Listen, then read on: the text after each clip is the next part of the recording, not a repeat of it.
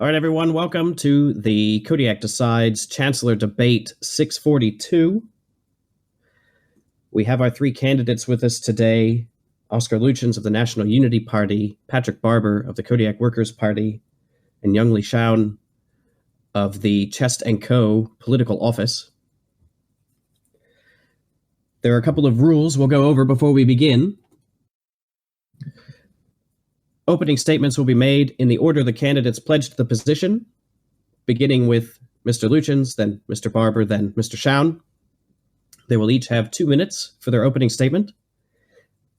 After everyone's had their opening statement, each will, in that order, also have 90 seconds to rebut the statements of the other candidates.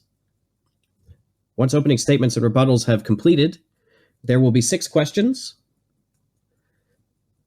Each question will be given the first candidate 90 seconds to answer, and then the other 2 candidates will have 2 minutes to answer, or rebut, or both.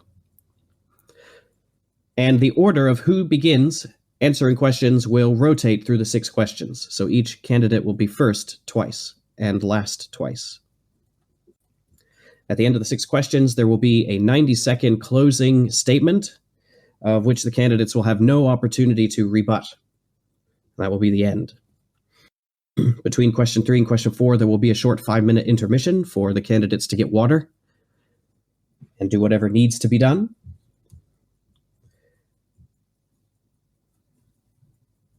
Mr. Luchens, are you ready to begin? I am currently correct. That is correct, Mr. Moderator. All right. You have 2 minutes. Your time begins now. Good day, members of Kodiak. Welcome to our debate, and thank you for listening in, whether it is here live or on the recording. I would like to say that this is going to be a very important election coming forward. The government, for the past several terms, has been ineffective to deal with the multiple crises of our great republic. I believe that it is our duty as citizens of this republic to choose a government that will have the foresight and plan to address the multiple issues that we face, both domestically and abroad. Speaking of those issues, we have foreign threats from the Great North, a budgetary crisis approaching, a recession that is imminent, climate change, and an impending collapse of several ministry positions. It is my hope that the members of this republic will vote for the National Unity Party in its goal to achieve results on every single one of these issues, starting with our focus toward a balanced yet prioritized budget in order to meet the multiple demands that have been placed on the system in light of recent past legislations, while also combating inflation and an impending debt crisis. Based on that, I'm going to yield back the remainder of my time, Mr. Moderator, to the next candidate. Okay, next up will be Patrick Barber for the Kodiak Workers' Party. And your time begins now.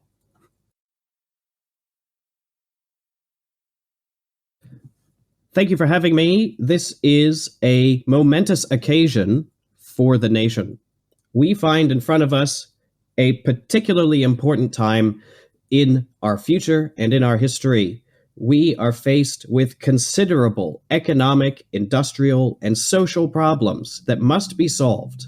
We have gone through repeated governments that are capitalist, conservative, centrist, social democracy, and none of them have been able to raise themselves to face these problems. If the Kodiak Workers' Party is elected on Monday, I can promise you that we will solve these problems. We will give 4 billion florins to build state-subsidized housing. We will give 12 billion florins to improve our primary and secondary education. We will give 2.5 billion florins to subsidized university education for the poor and working classes. If we are elected on Monday, we will invest 8 billion florins to build military capabilities and defend ourselves from the monarchs in the north. If we are elected on Monday, we will hold the Chancellery to account. We will increase unionist arbitrational power. We will increase worker safety legislation. We will mandate employee representation on corporate executive committees. My promise to you is that we will put you first.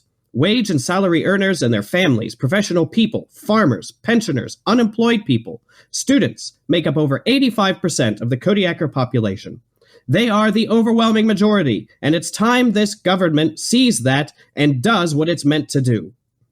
This is the Kodiak Workers' Party. I am Patrick Barber. On Monday, you should vote for me and for this party to fix the things that these other candidates and their parties and what they stand for have not been able to do.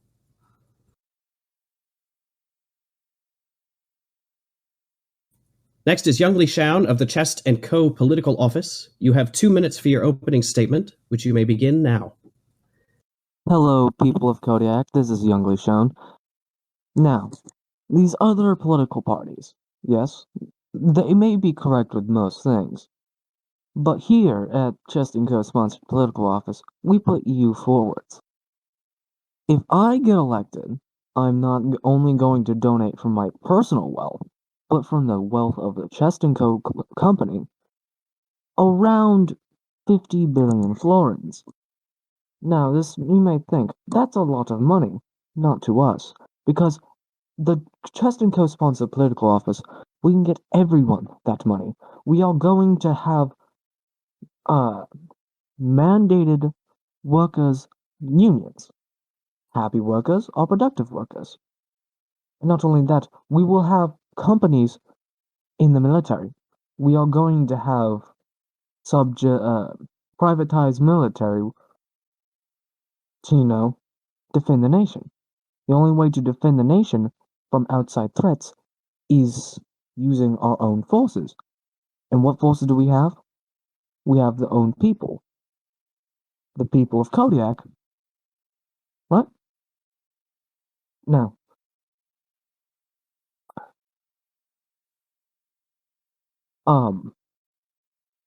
so basically, I'm going to give up now, because if I'm being honest, we didn't really have much to say in our opening statement. I would like to yield my time. Thank you.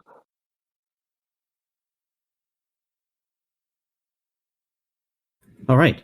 That makes it now time for rebuttals. Each candidate will, in order, be given 90 seconds if they wish to use it to rebut the opening statements of their opponents. Time will begin with Mr. Luchens. Are you ready?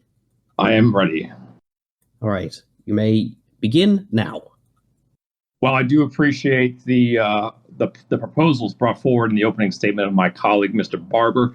I would like to, however, highlight that the amounts thrown out in his opening statement, the billions to various social programs, as well as increased defense spending budgets, do concern us here in the NUP with regard to a long-term analysis of the financial impact this is going to have. I do not see how we could throw such a large amount of money into such investments at this time without taking a serious look at our ability to generate both revenue as well as to fight back rising inflation with our current currency at this time. With Mr. Yunlgey Shaon, I would like to point out that the Chest & Co. does represent some of the various difficulties that we are currently facing as a republic, with some ill thought out and very rash decisions, in my opinion. And I believe that a continuation of such measures as voiced during his opening statement would further lead to a social and economic collapse of the country, as well as the breakdown of the various institutions that do keep the country running at this time. And I yield back the remainder of my time, moderator. Okay, thank you. Next will be Patrick Barber, the Kodiak Workers' Party. Your rebuttal. Your time will begin now.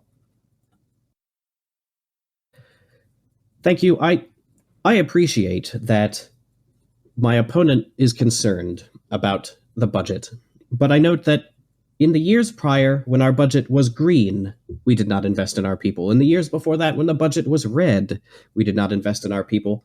I am suggesting that we actually put the money of the taxes of this country directly into the people who make it what it is.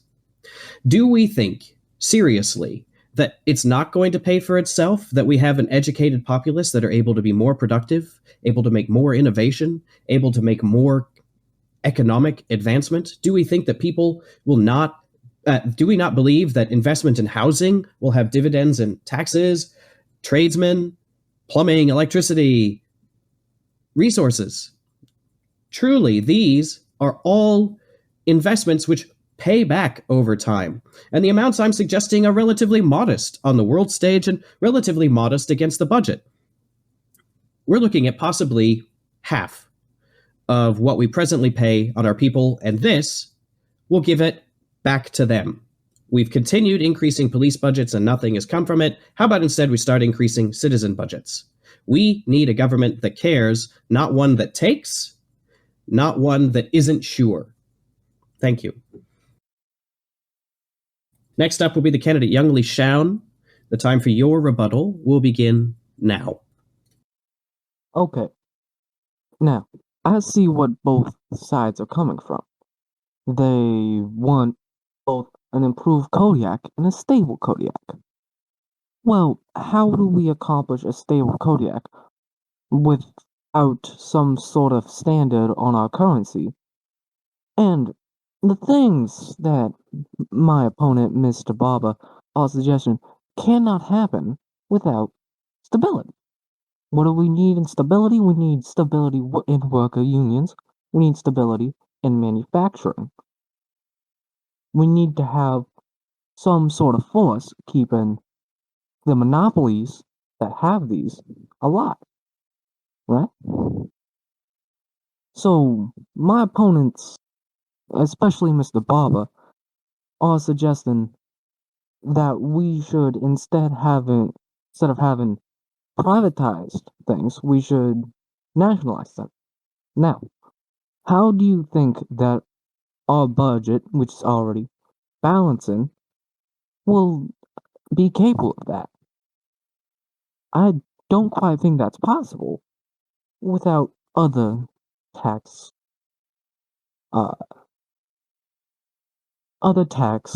sources. Correct? All right, that is all the time I have. All right, thank you, Mr. Shaon. We will now advance to our first question of the night.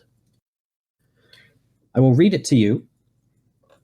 What is your plan to manage the domestic terrorism problem in Kodiak, especially the Kodiak Militia? What is your plan to manage the domestic terrorism problem in Kodiak, especially the Kodiak Militia? We begin with Mr. Luchens. You have 90 seconds. Your plan to deal with domestic terrorism. I believe that the Kodiak Militia, as well as other domestic threats, does stem from government inaction within the last several cycles of our great republic. However, to combat this, we need to look at twofold. So first, we need to prioritize a relook of the Kodiak National Police, as well, secondary, as pursuing a independent, dedicated counterterrorism service within the law enforcement channels. I believe that this force dedicated to combating the militant rise of extremist groups within the nation will help curb the violence that have broken out in our streets against public officials and civil servants alike.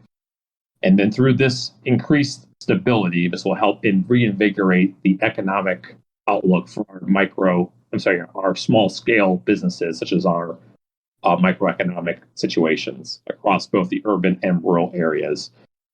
We should also be looking at foreign actors, possibly even the Great North, as we will talk about later, in terms of their ability to influence politics within our nation. And I believe that this is also another facet through which the Kodiak Militia is receiving support, both logistically and financially. I will yield back the remainder of my time, Mr. Speaker. Okay, thank you. Next will be Patrick Barber. You will have 2 minutes, 90 seconds to speak on the topic, and 30 seconds to rebut, or as you wish to use the time. Your time begins now.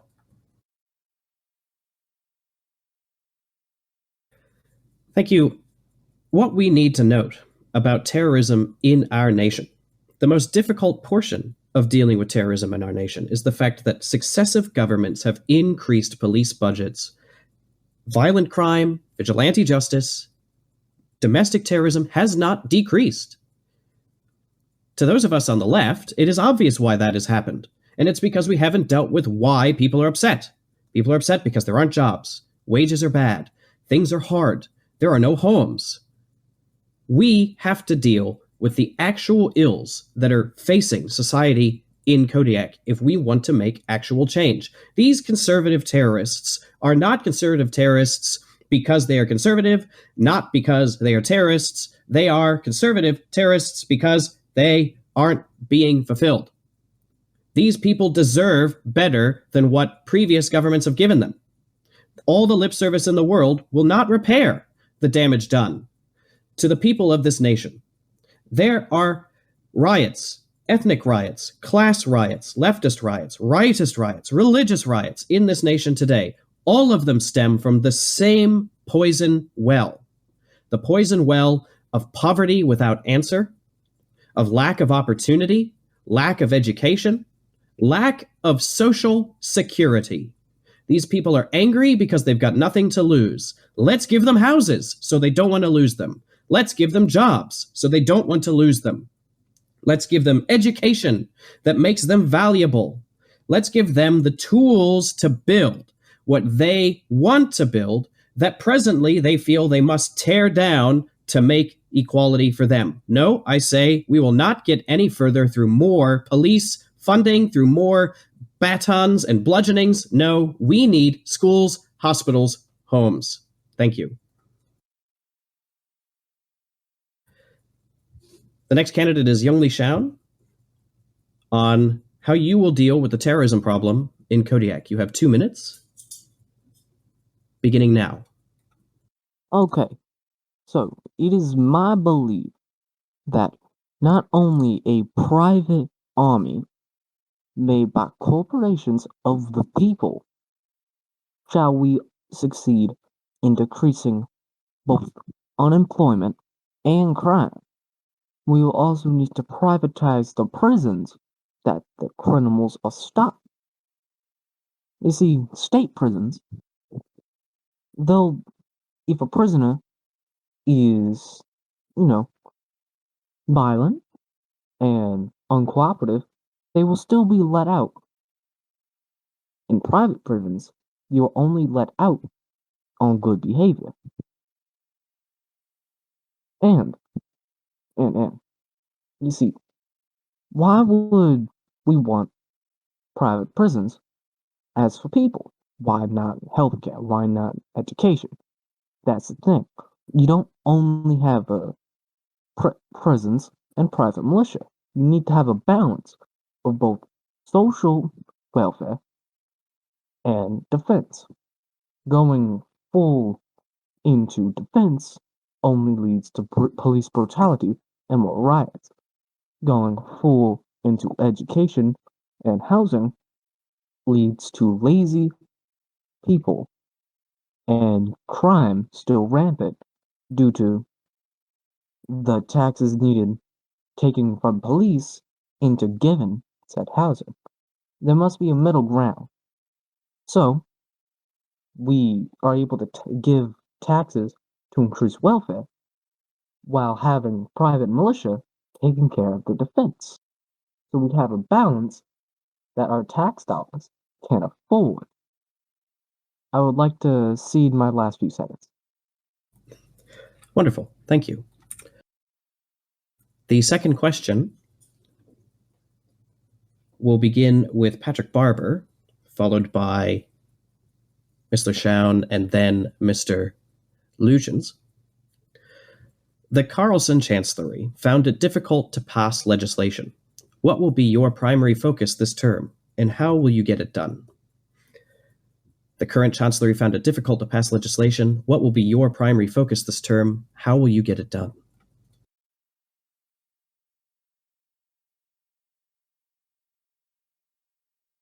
The last Parliament was unacceptably inactive, and some of the people here are responsible.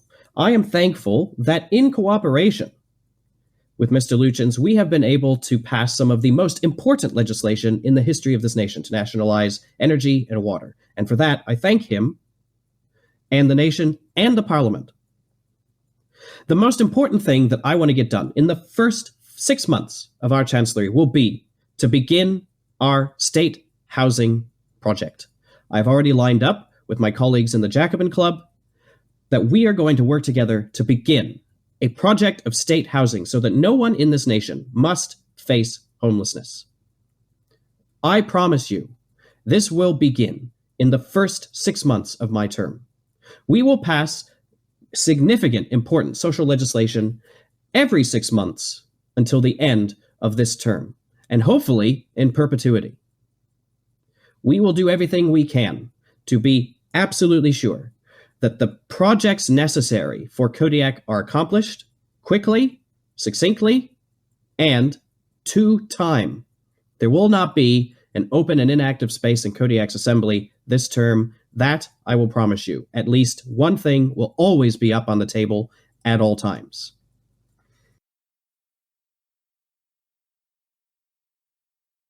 Mr. Shaon, your rebuttal.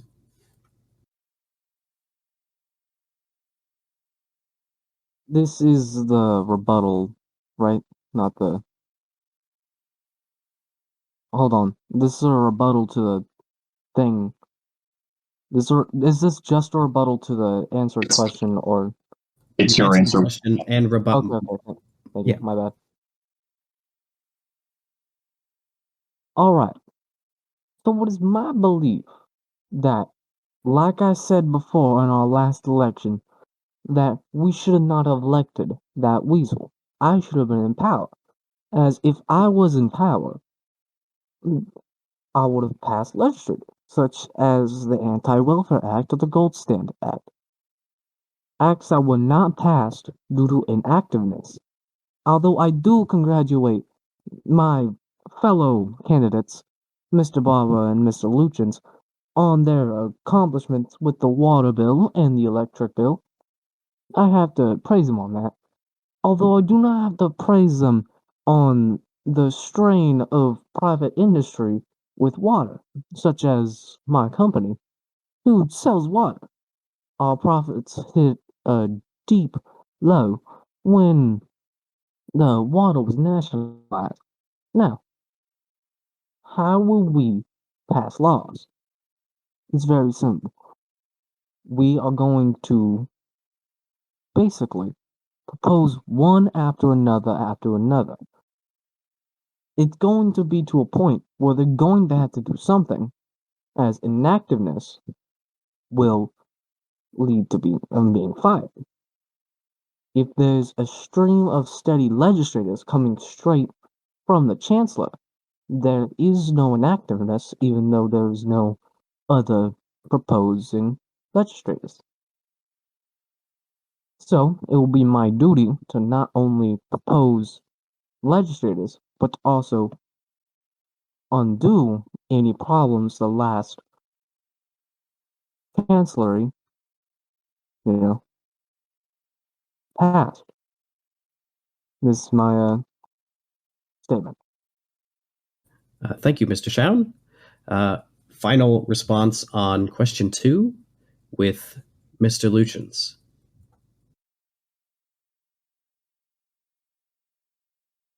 Thank you. Yes, I would also like to thank Mr. Barber for his help in passing the Water Act, as well as supporting him with the nationalization of the nation's much needed electrical infrastructure and power plants. However, in order to combat the inactivity of previous governments, I believe an NUP administration will be focused on monthly updates from each of the ministries to the Assembly on the past proposals and their effectiveness up to this point.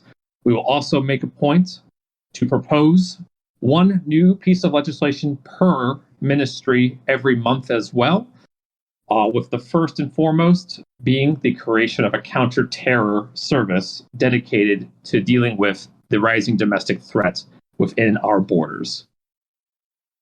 To Mr. Barber's point regarding the homelessness issue and social housing programs, I do not believe it would be wise to tackle such an immense and all-encompassing program right off the bat I believe that this is going to be a long-term project that will not see any immediate results, and possibly due to the rising security threats domestically, the impact of his program will likely be challenged by some of the militancy that we see from members of the Kodiak Militia. I believe it would make more sense to combat the militia directly before we tackle any kind of solutions directed at improving the infrastructure itself. To Mr. Yunlgey Shaon and his proposal, I would again highlight what I feel is a ill-considered and ill-advised and rash movement that would weaken the institutional structure of the state. And with that, Mr. Moderator, I yield back the remainder of my time. All right, wonderful. Thank you. We'll now go to the third and final question before our intermission. The third question will begin with Mr. Shaon with his 90 seconds. The third question is, the Great North has recently begun agitating against Kodiak's territorial integrity. How will you deal with these threats? The Great North and King Ellenberg have recently begun agitating against Kodiak's territorial integrity. How will you deal, and your party, with these threats? Beginning with Mr. Shaon, you have 90 seconds. Please begin now. So, it is my belief that we must not only have a standing army to defend ourselves, but a large private army to aid the standing army. You see, the government can't pay for everything. They have a limited tax dollars. But if a company wants to pay for the protection of Kodiak, we should allow them. You see, the Great North, we should not only seek to defend ourselves through the government, but through other things, such as trade embargoes and political strangleholds. We will not only attempt to stop them with any form of violence against our people via international law, we will also find the root of why they are agitating our territory. Find the root of why they want our territory. If we find that root, we can fix that root, and then we can improve our relation with the Great North.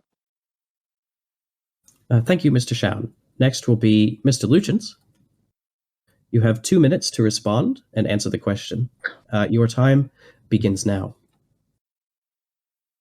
Yes, indeed. The Great North does pose an almost existential threat to the Kodiak in its current state. I do believe that the military, the Army, the Air Force, and the Navy of the Kodiak Republic is at this time unable to fully combat any kind of aggressive action by a foreign power. Recently, within the last 2 years, we passed the National Defense Reserve Act, which was an NUP-sponsored piece of legislation, which organized the reserves of the Kodiak Army in order to prevent a shortfall in readiness in the event we needed to recall prior soldiers back to active duty. I believe it is time we should consider a state of increased readiness of the active army, as well as begin a partial mobilization of some battalions of the reserve army to assume border duties that will enable us to reposition our active forces to the threatened theater bordering the Great North. I also believe we should begin an immediate dialogue with our World Assembly partners to combat any future aggression and increased rhetoric from the Great North. We must combat the readiness gap of our forces through a system of procurement, which is a much needed modernization, especially in the fields of our Air Force and ground-based air defense systems. The last review of our defense ministry was over 10 years ago and was highlighted in that report that these issues existed, including manning shortfalls and readiness. And according to my context within the ministry, the situation has not improved with the last few administrations. Upon election as the Chancellor, I will order an immediate review of the Defense Ministry in order to ascertain the readiness capability of our ground, air, and sea forces. And with that, I yield back the remainder of my time. Thank you, Mr. Luchens. Final in this question will be Mr. Barber on his response to the threats from the Great North. Your time will begin now. I cannot necessarily disagree with my colleague, Mr. Luchens. We need to act now. As I promised in my candidacy speech, we will invest 8 billion florins into the military. The military is one of the greatest state assets that we have to guarantee employment, guarantee industry, guarantee manufacturing. We need ships, planes, weapons, tanks, vehicles. We need scouting units, cavalry. We need the best we can get as quickly as we can get it. And I cannot disagree with Mr. Luchen on this particular point. What I will say is that it is essential that we find the best and quickest and succinctest way to answer this threat before it becomes a malignant problem. I agree, we must send troops to the border as soon as possible. I believe that we should be investing in new materials, new equipment, and I will spend some of this money to kit our boys in green with whatever we can get from those who are friendly to us. My contacts in the International Workers' Party have already promised that they will give us plans to make our own communist-style tanks, communist bloc-style guns, communist bloc-style ships, so that we can get started right as soon as the pencil hits the page.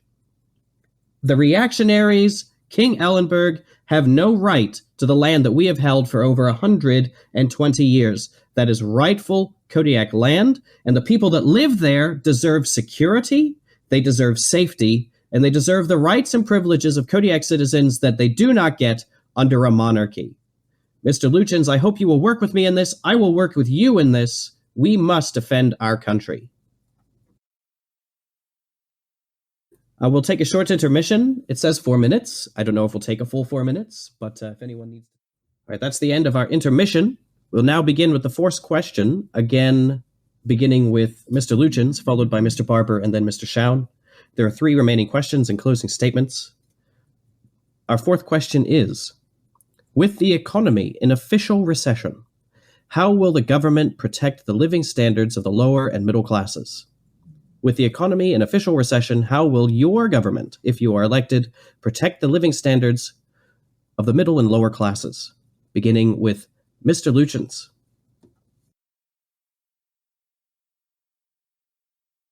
Thank you. I believe that the situation here at home that affects our middle and lower classes is one of the utmost importance. It directly affects related issues here at home, such as violent crime, ethnic riots, a loss of foreign investment, and other such negative crises. To combat this, I am prepared to propose a series of economic incentives to aspiring startup businesses, as well as a series of loan forgiveness programs aimed at those that have already been hit by the recession, as well as those that have lost any foreign or other investments as a result of the current situation within Kodiak. And also to help overhaul the severe lack of the economic prosperity of our future amongst our youth, I'm going to propose a new system of education aimed at centralizing both the curriculum of the Republic to center around aspiring businesses such as green energy and other emerging technologies. With this, we will also overhaul the university system within the Republic to help open up opportunities for disenfranchised youth, as well as offering scholastic scholarships to those from low-income areas to, again, widen the playing field. I'll yield back the remainder of my time. Thank you, Mr. Luchens. Next will be Mr. Barber of the Kodiak Workers' Party. You have 2 minutes to respond to the question. Thank you. The economy is one of the most central, important facets of the nation today, and we are now in recession. Now, I think it needs to be noted that the globe is also in recession. Some would say this is a terrible predicament, and it has been terrible for our people. But I'm going to give you some optimism, some hope to vote for. We are going to put money in at a time where it needs money most. Education, hospitals, houses, building, the military, manufacturing. Money that should be going into our economy finally will be. Now, I can't make the global economy magically fix, and I can't make the Kodiak economy magically fix. What I can do is promise jobs with good wages, good protections, worker safety, the ability for unions and the workers in those unions to be able to get the best deal they can, for the government to subsidize those deals, to make sure that you are getting what you need. All of the objects of social ill that we are focusing on the next 3 years of the Kodiak Workers' Party is specifically going to help the economy. Who's going to have those lower income jobs? People building houses. Who's going to have those middle income jobs? Teachers, doctors, officers in the military. These are the sorts of people that we need to be propping up. We are going to take the opportunity, while the economy is slow, to invest directly into our nation when it is cheapest to do so. And when the economy begins to ramp back up, as it often does in the capitalist system, and its waning and waxing of destroying the lower classes, we'll be ready to get the most out of the next height. And then when the next low comes, we won't have to deal with it because we will already have built all the infrastructure required to keep us safe internally and externally. That is my promise to the Kodiak people. We will invest in you. The government will continue to invest in you, and anyone who wants a job will get a job. Next will be Mr. Shaon. You have 2 minutes on the economy and your rebuttal to the other two candidates. If you're ready, your time will begin now. Okay, so it is my belief that, although yes, I will give it to both Mr. Patrick and Mr. Luchens, that it would be opportune to invest in small shops and or housing and healthcare. But this is what we need. We need to become self-sufficient. As Mr. Barber has stated, the globe is in a recession, and we need to get away from the globe. You see, if we can become economically independent, we can make other countries who are not economically independent dependent on us as we ramp up our manufacturing production into that we don't need, that overabundance. How do we do this, you may ask? Now, it's a very good question. We give it to monopolies. If we invest in small businesses, that only drives up competition. Competition is usually good, but in a recession, no one has the money to, compete. So it's prices going up and up without them going down. But if a monopoly has it, it's able to price it relatively low. But if a smaller company comes and prices it lower, that monopoly is going to have to match that price lest it lose its monopoly. Now, with the housing and everything, that is not what we're looking for. Healthcare and such should be privatized, as if it is, the economy continues to grow without state backing. So, basically, leave it alone. Okay, thank you, Mr. Shaon. The next will be question 5, which will begin with Mr. Barber. The budget at present is exactly balanced. How will your government manage the state finances? The budget at present is exactly balanced. How will you manage state finances?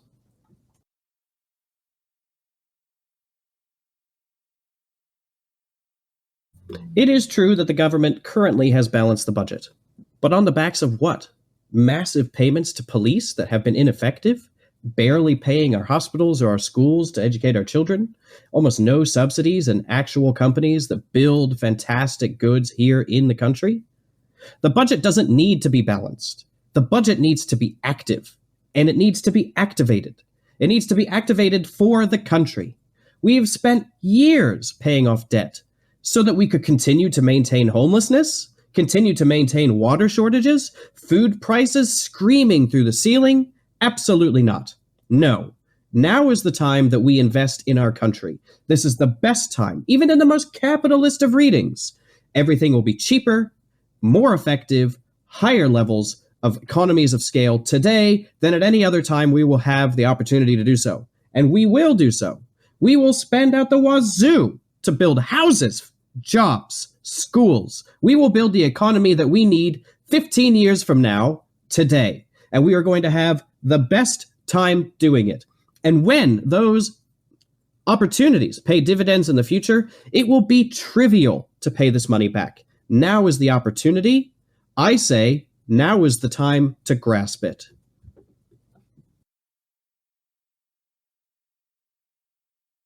Mr. Shaon, you are first to respond. You have 2 minutes, followed by Mr. Luchens' 2 minutes. If you are ready, Mr. Shaon, your time will start now. Okay.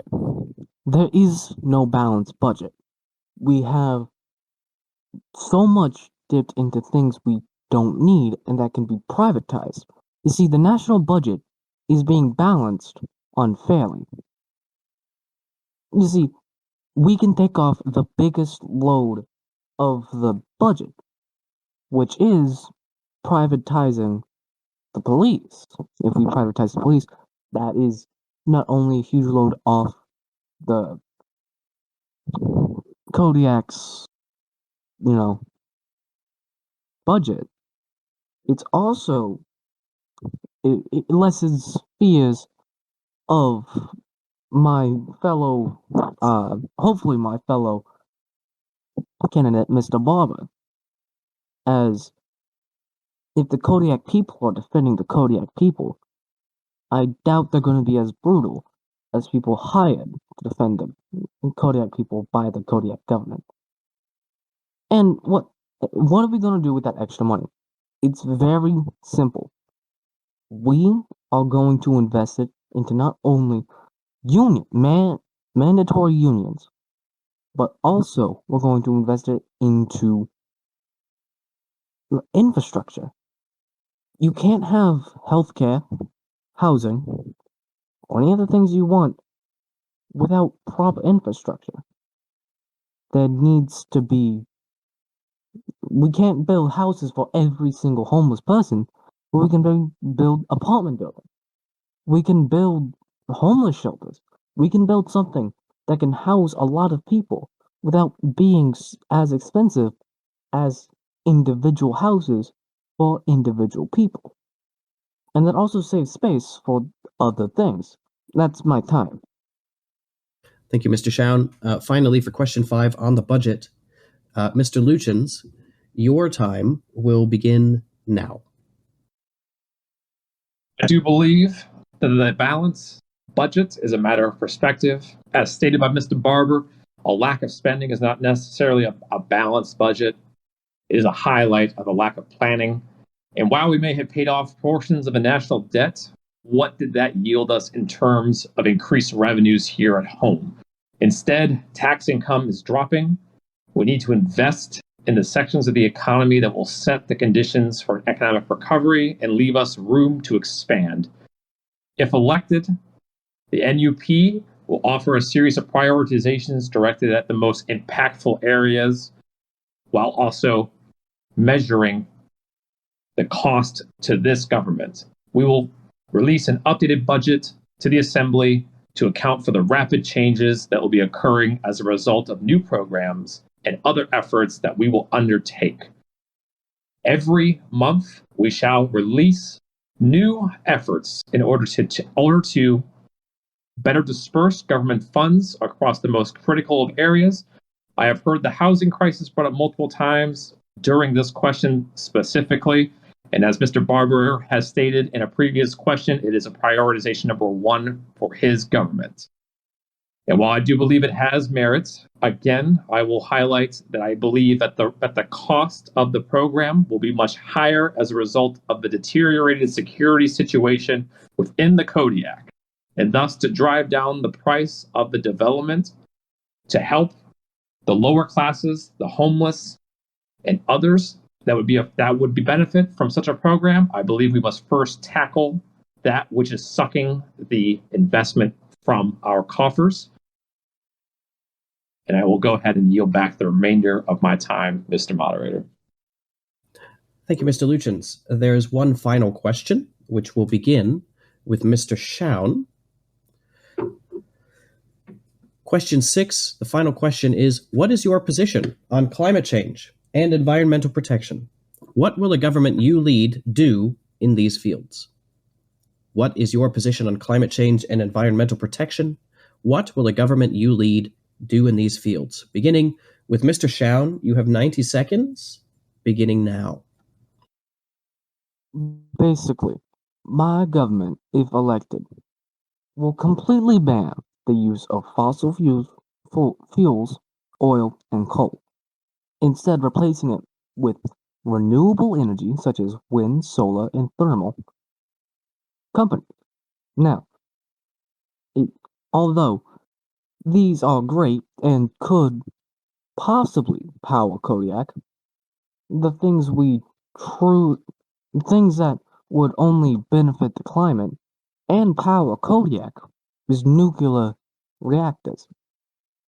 We are going to build nuclear power plants all across the country.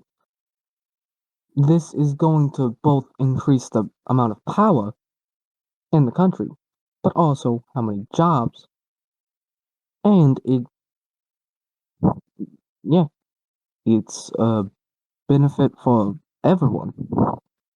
As long as these are properly maintained, there will be bi-monthly inspections. Several people will be, hired to make sure that these don't result in an incident. Nuclear power is the only way forward, and nuclear power backed by capitalism is the only way to progress forward quickly. That is all the time I have. Thank you, Mr. Shaon. Next will be Mr. Luchens with 2 minutes on the environment and what your government will do with it. Beginning now. Well, first and foremost, I do believe that the environment, as well as the threats of climate change, is a most important topic that we do need to discuss. On the topic brought forward by Mr. Shaon regarding green energy, such as nuclear power, I do support the development of a nuclear focused economy for the Kodiak, as well as other renewable sources of wind and hydroelectric. However, this will be a massive undertaking that will take likely the entire course of one's government term in order to achieve. And I believe we need to introduce a series of policies directed at such a transition from a fossil fuel-based economy into a green-focused energy program. I have to disagree with Mr. Shaon with regard to the private sector's ability to undertake such a transition at this time, but keeping in mind the situation in which we currently nationalized the water and electrical power within the country as a result of mismanagement by various private companies. I do believe that through a centralized approach, the government should be able to quickly and most effectively transition from the aging network of power and water systems we have to better combat the pollution that such systems have inflicted upon our great, beautiful republic. And through increased investments, we will undertake the construction of new facilities that will take over the responsibility of the power network for most dense populated areas in the republic. I would like to propose the creation of a wind farm outside of Reichberg itself as a measure of the demonstration of the ability of us to transition to green energy. I would also like to raise the ability of our... I'm sorry, I've run out of time. I'll yield back. Thank you, Mr. Luchens. Final answer to the final question will be to Mr. Barber. You have 2 minutes starting now. Thank you. What I think is most important here is we need to be planning for the now, for the tomorrow, and for the far future. And this is a situation that requires stepwise, considered responses. I agree with both of my colleagues in an odd turn of events. We made a commitment during the nationalization of the energy grid, a commitment to begin investigating green energy. And I, with support with my colleagues in the Jacobin Club, have already been looking at feasibility studies to reverse our current nuclear reactor policy, which is to decommission them all, and to begin replacing oil, natural gas, and coal power plants with an appropriate number of nuclear fission power. This will not fix the energy crisis that we face. This will not fix our environmental and climate change options. What it will do, though, is it give us a scalable opportunity to begin building green energy in a way that is responsible, capable, and long-term focused. We will not be able to build enough solar panels, enough wave farms, enough wind farms in a short-term period to be able to deal with these problems. But we can build a nuclear power plant in the meantime while we build wind, wave, geothermal. We do not want to be spending money on destroying our environment with hydroelectric. What we want is we want to begin today the best we can. Nuclear is the highest, most effective way of replacing our old fossil fuel infrastructure with something that's going to last us into the medium term. And it's just as easily decommissionable. It does not require a considerable amount of uranium in the long run to be able to do a lot of power. So that is what we will be doing. We have committed to do that. We have promised to do that, and we will do that. Next will be our closing statements. They will be committed in the order the candidate requested to run for candidacy, meaning that the first closing statement will be from Mr. Oscar Luchens of the National Unity Party, followed by Mr. Patrick Barber of the Kodiak Workers' Party, and then the final statement of the night will be done by Yunlgey Shaon of the Chest & Co Political Office. Beginning closing statements, 90 seconds each. First, you, Mr. Luchens. Thank you. First and foremost, I would like to say thank you to my partners, Mr. Barber and Mr. Shaon, meeting me here to discuss and debate our various policy differences and agreements. I would like to say that regardless of the outcome on Monday, that I do stand to work together with any government that is elected in order to provide for the best Kodiak possible. That being said, I do urge all listeners, those in the audience now and in the future, to consider the National Unity Party as the flagship government of this coming election. We will sort out the mess that we are in. We will prioritize the various crises we currently face. We will increase the defense readiness of our military. We shall create the counterterrorism service to combat the hostile forces within, and we shall dig out anyone who would dare threaten our prosperity and our future. We will invest in the education of our youth, and we shall transition this country, this republic, from its current state back to its rising status that it once held on the world stage. And with that, I shall yield back my time. Thank you, Mr. Moderator. Thank you, Mr. Luchens. Second will be Mr. Barber of the Workers' Party. Your 90-second closing statement will begin now. Thank you. I also want to reiterate that I appreciate greatly having Mr. Luchens here and Mr. Shaon here so that we can civilly discuss the best ideas for the future of our nation. I want to also reiterate that while I do believe that the Workers' Party is the best option for the future, and that I would love that everyone vote for the Workers' Party on Monday, and for myself as Chancellor, I will too commit myself to the nation first. If there is an opposing party that has been selected by the democratic features of this republic, then I will do my utmost to help them and support them. Be that as it may, I do believe that we must focus on the people first, and that means jobs, homes, education, healthcare.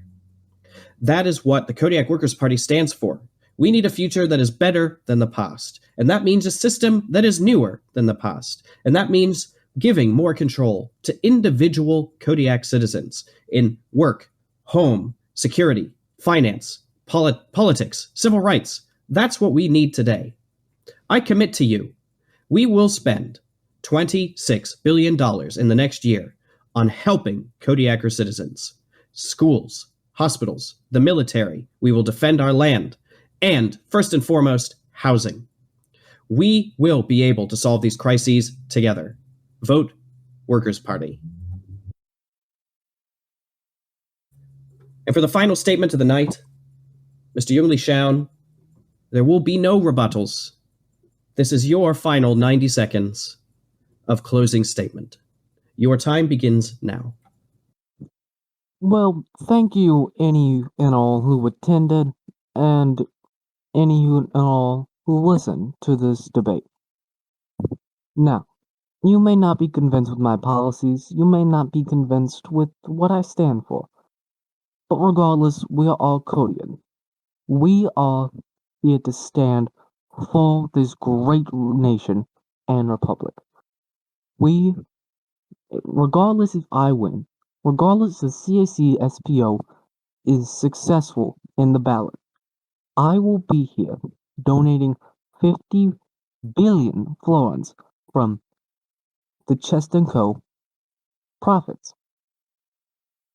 Now, this may be majority of our profits, but it's for this nation.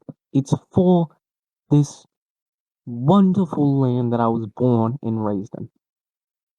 If the National Unity Party wins, they'll bring us prosperity. If the Workers' Party wins, they'll bring us prosperity. And if we win, we'll bring us prosperity. Regardless, we are going forward with our nation, regardless of who you vote for. I'm just, Have a wonderful time, ladies and gentlemen. Thank you for attending. Thank you, everyone. This has been the KBC Internal Recording Service. There has been no video recording of this debate, but the audio recording is, of course, free to peruse at your leisure. Thank you for listening, and I look forward to your comments and replies. Good luck in the election to all three of you on Monday. Good night.